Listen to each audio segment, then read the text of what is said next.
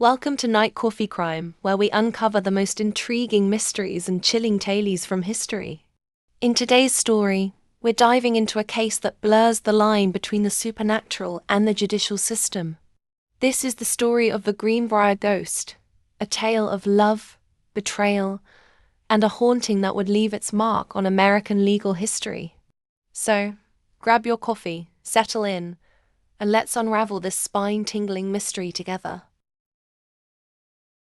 In November of 1896, a man named Edward Shue, also known as Trout Shue, married 23-year-old Zona Heaster from the Meadow Bluff district in Greenbrier County, West Virginia. This was Shue's third marriage, as he was around 33 years old at the time. After their wedding, the couple settled in a modest 2-story frame house near Livesey's mill, where Shue worked as a blacksmith. The home had previously belonged to the late William Livesey, and the couple made use of the rooms they needed, seemingly ready to build a life together. At first glance, their marriage appeared ordinary. Shue was known for his work at the forge, and Zona seemed happy in her new role as a wife. However, beneath the surface of their lives, darkness loomed, something that would soon shatter the peaceful facade of Livesey's mill. Zona Heaster was the only daughter of Hedges and Mary J. Heaster, a poor and uneducated family living at the foot of Little Sewell Mountain in Greenbrier County.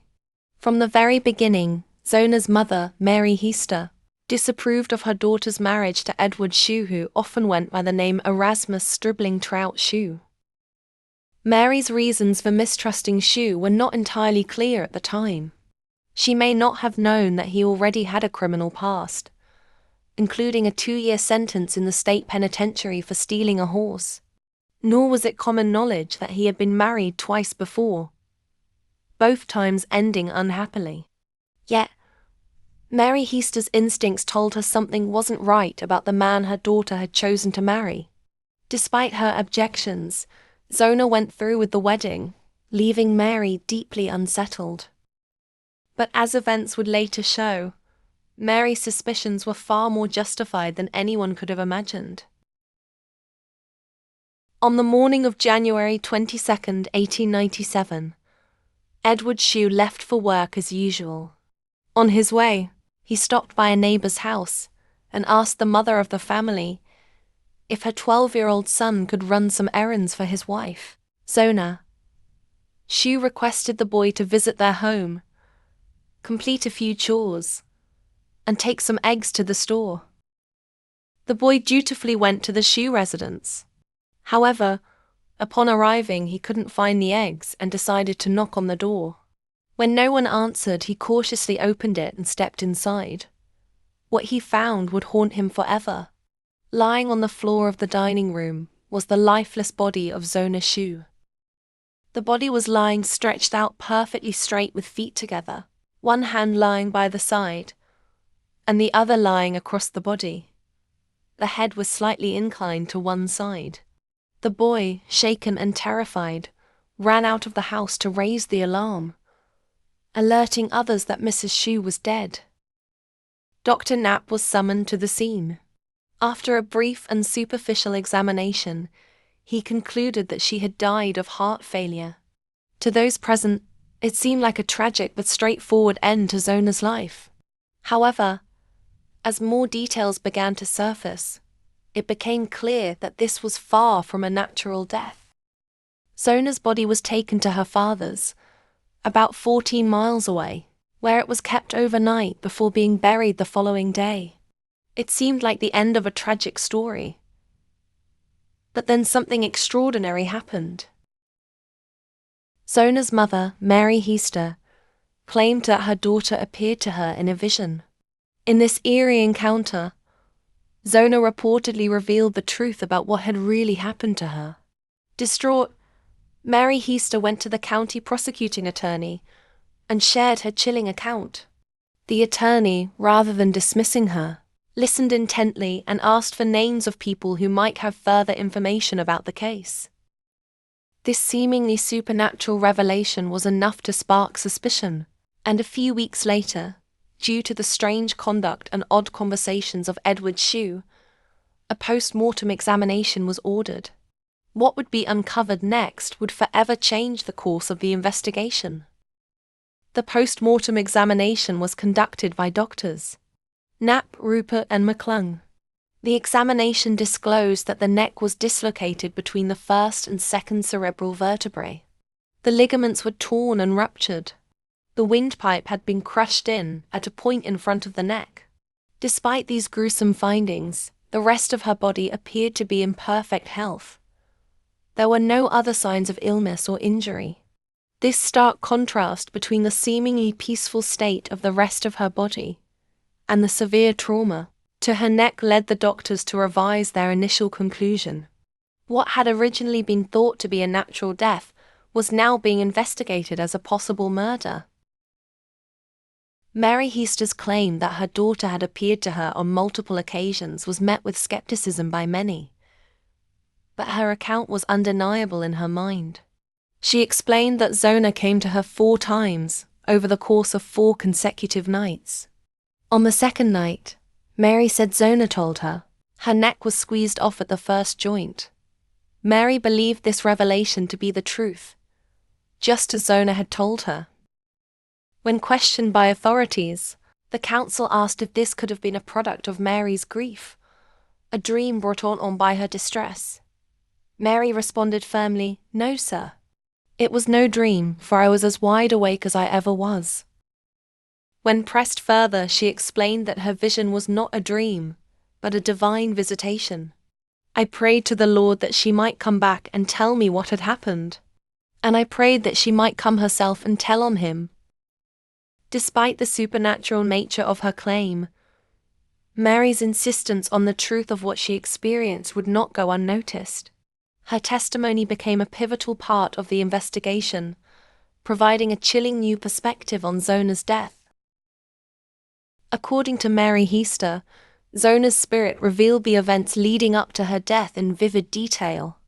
In one of the visits, Zona described what happened the night of her death. "He came that night from the shop and seemed angry.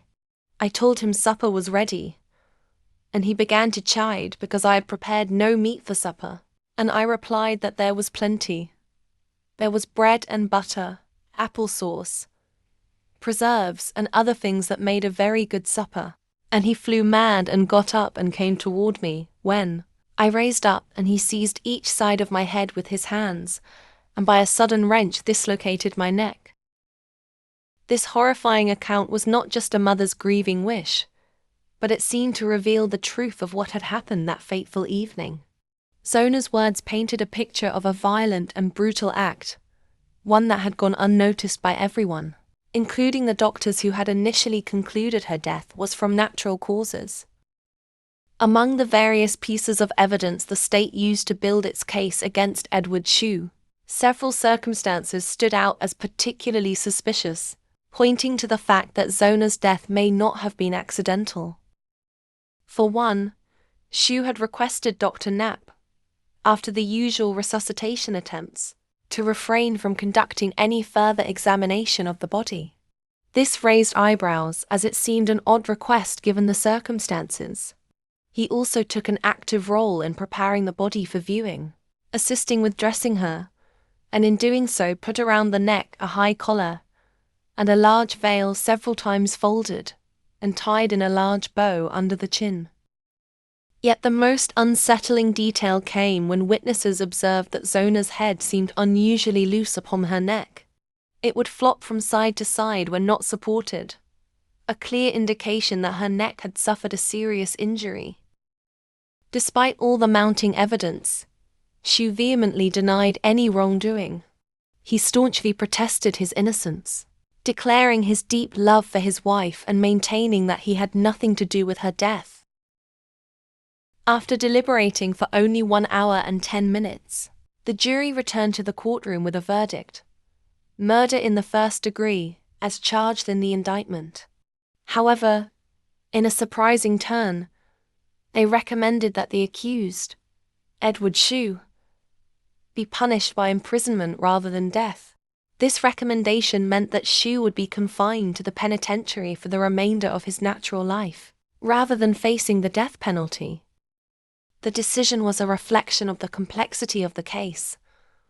While the jury found Shue guilty of the brutal murder of his wife, they opted for life imprisonment, a sentence that would allow for the possibility of reform and rehabilitation, although the brutality of his actions remained undeniable. Edward Shue died in 1905, after serving only 8 years of his natural life sentence. Despite his relatively short time in prison, the Shue murder case and trial had captured the attention of the nation. The tragic story of Zona Heaster's death and the strange circumstances surrounding it left a lasting mark on public consciousness. Shue had boasted that he expected to have 7 wives, but his plans were cut short. Zona would be his 3rd and last wife, and his actions would ultimately lead to his own early death. And with that, the haunting tale of the Greenbrier Ghost comes to a close. A story of love, loss, and a mother's unwavering belief in her daughter's message from beyond the grave. While the truth behind Zona Heaster's death may never be fully known, the case remains one of the most bizarre and talked about mysteries in American history. Thank you for joining me today on this journey through the past. If you enjoyed this video, don't forget to like, subscribe, and click the bell icon for more true crime stories. Stay curious, stay safe, and as always, I'll see you next time on Night Coffee Crime.